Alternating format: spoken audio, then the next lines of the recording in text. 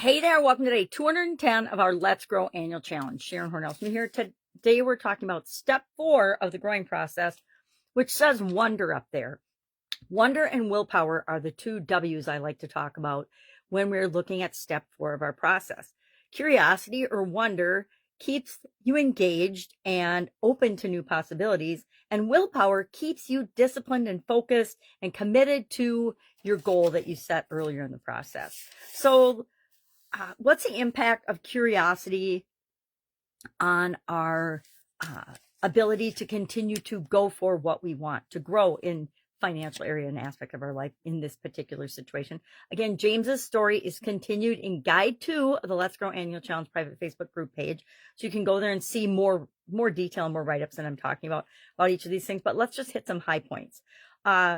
It allows us, curiosity and wonder allows us to explore new investment possibilities, to find different, more creative ways of dealing with and handling our finances. It helps us to understand market trends, be able to see things and see opportunities when they're right in front of our face. Because a lot of times people will say, oh, that was a once in a lifetime opportunity. And I don't believe in once in a lifetime opportunities. I think the opportunities we're supposed to take and participate in come around and are swirling around us all the time. It's just, are we open and ready to see them and take advantage of them or use those, whatever the opportunity, the tool, the whatever it is, are we able to see it? If we can see it and we make a decision to do it, then we'll do it.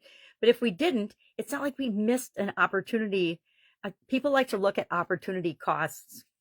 I'm going to take a little side note here and say, oh, that was, a $7 million opportunity, or that was a $10 million idea that they didn't follow up on, or they didn't add to their life or their business. Yet, if it was supposed to have been them that did that at the time, we would have done it, right? We do the best we can with what we've got right now all the time. And we hope that we're growing and learning and moving and expanding and achieving what it is that we want, because we're becoming a better, bigger version of ourselves. So understand market trends, be able to see the opportunities when they're there, enhance financial literacy. Being curious allows us to continually learn and grow and look into things, right? Learn more about different possible things. We harness willpower to achieve our financial goals, right? We see the opportunity. Well, now we got to do something. We have to take some action. And usually we got to take more than one step, right? We usually have to climb a couple of staircases, if not a mountain, to achieve what we want to achieve. And that requires dedication, discipline, resilience, sticking to our guns and to our idea of what it is that we're trying to create for our life. So how do we do that? Excuse me, I'm going to cough. We, number one, set our clear goal and objective, which we did, our SMART goal in step 1. Then we create a solid plan to get from where we are right now, which we did in step 2, results. What are we currently getting? That creates a gap. We need to fill that gap by creating a solid plan. So we have some kind of a plan for that. Then we stay focused and consistent on that plan. And we seek support and accountability and help and resources if we need help in implementing our plan. Some of the things you might need to actually create the financial success that you want, to learn about financial growth, investment strategies. Do you have an investment strategy? A lot of people find that it takes them a really long time to be successful because they jump from one to another and another and another and another and another and another different investment strategy. My major investment strategy is businesses, business ownership, business growth, business sales, supersizing businesses and selling them, etc. But I've also dabbled in a whole lot of other things and still have interest in a lot of different things. I have interest in real estate investing. I have stocks and bonds, which are not my favorite anymore. Bonds are becoming more popular. It's one of those things that if that's your investment strategy, you learn a ton about it and get good at it. Mine is businesses and business strategies. You might have to learn about budgeting and savings. You might have to actually learn and do a budget and save. If you have debt, for example, you want to get out of debt before you can have money to invest in things. Tax planning. Taxes are always a biggie. They're always something.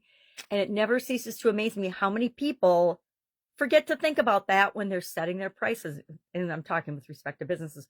When they're setting their prices, when they're going out and getting a job and they realize that their job after taxes isn't going to even pay them enough to live on. Financial technologies and tools. We might have to learn about those and find different tools that we can use to do our budgets, to track. I'm a big spreadsheet gal, so I still do many things the old-fashioned way. But nowadays, there's tools and calculators and different tracking systems, online or off, on your phone, on apps, etc.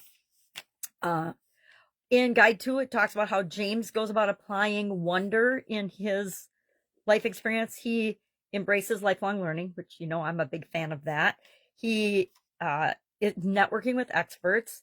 He's experimenting with different strategies and new strategies.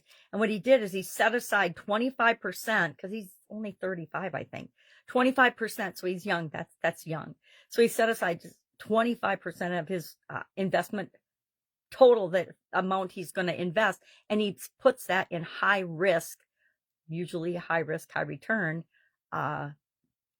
opportunities, investment opportunities. So he allows a portion of his to be in different risk categories. When I was younger, I invested in a lot more risky type investments than I do now. The older I get, the closer I get to, I don't want to do this anymore. I don't want to be out in the world. I just want to, I don't know, sit around the swimming pool or relax. I don't see that happening, but it's possible. So I have less and less risky, or I'm less willing to take risk as I get older. And then reflect on your experiences. Learn the lessons that you learn. You're going to make mistakes. We all make mistakes all the time in everything we do. It's what we do with those mistakes and how we learn from them and grow, so we don't make the same mistakes again. That's the most important thing. Practical steps, of course, to implement wonder and curiosity and willpower into your process of growing going forward. And now is stay inquisitive, stay curious, keep asking questions, wonder why and how things work and how you can use them in your favor. I can't remember who taught me that, but you should always be setting things up for your benefit and so that they work out right for you. We often put roadblocks in front of ourselves that keep us jumping over hurdles and stressed out and handling problems all the time, versus saying, okay, well, how can I look at this? How can I structure this? How can I set this up so that it works for me and I learn and grow and I feel good about it in the process? Want to expand our knowledge base. And this applies again to most areas of our life. We don't want to just stay stagnant and not grow. That's why we're having an annual growth challenge. We want to engage with a mentor or mastermind or financial group. There's all kinds of ways to connect with other people that have similar goals to you. Like-minded people are awesome. And they are usually, there's a variety of people in any one of these groups. Some that are brand new, some that are a little more experienced, some are super duper experts. So that is actually, networking events for financial knowledge and wisdom and courses and things are a great way to find people that can mentor and teach, and you can learn inside tips, tricks, and strategies from. You want to analyze and reflect on the results you're getting. Take those lessons learned. I always say, do more of what's working for you and less of what isn't, or stop what's not working for you and do more of what is working for you. And then, of course, we're going to experiment and innovate. I'm starting to see the same process over and over and over again when you talk to me or listen to me. So that's it today. Our action item is to think about and then just write down in your book. I haven't done mine today yet, but I will.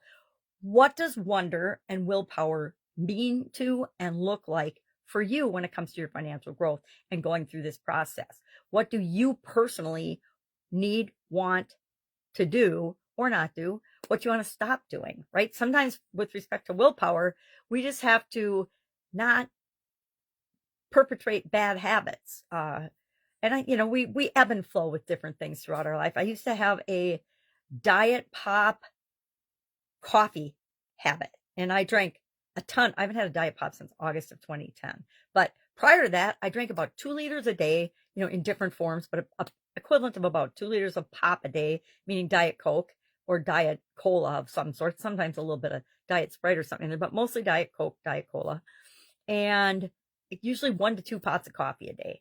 Not a good habit, right? For my health, as well as for my pocketbook and my budget, because I didn't make my own Coke. Sometimes I made my own pot of coffee, but other times I just went to Starbucks or Caribou or Dunn Brothers or whoever happened to be close and around whatever I was doing. And so that financially wasn't the smartest decision. You know, if you're buying a $7 coffee every day, just think if you put $7 every day, and it doesn't seem like a lot, but that's how we start. We start out small. If you put $7 in an investment every single day, that adds up a lot faster than consuming a latte or a caramel something every single day. So what are some things you need to do and want to learn about and are curious about for wonder and then willpower? What are some things that you know already that you should stop doing or could stop doing, etc.? All right, that's it. Have an awesome day. If I can help you anyway, ask. Otherwise, I'll be with you tomorrow.